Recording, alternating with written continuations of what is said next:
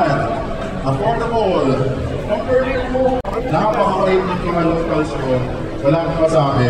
Kung nagpunta ako ng Sapa, Vietnam, pumunta ako ng Patkat Village, bumaba ko doon sa mismo nila, community nila, ang welcome nila, pinapasok namin sa mga kaya nila.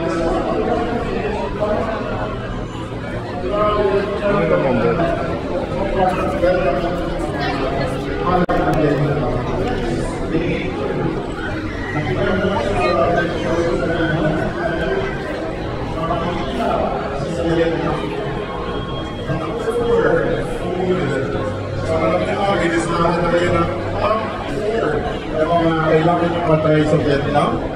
And the last one is the fun and exciting activities na usually or generally pwede na people sa people. Okay, surprise!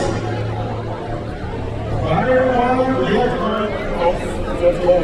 So hindi ko man napuntawan dyan. Ayan, na yan. So next natin na yan.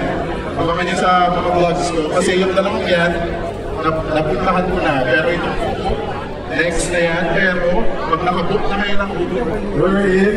Question and answer. If you have any question, pwede po kayo magtanong. So, sino pong may question? Ayan, si Ma'am na naka-brown. Safe po ba sa female solo traveler sa kahit saan sa Vietnam? Okay, thank you po. Ano po kayo, Ma'am?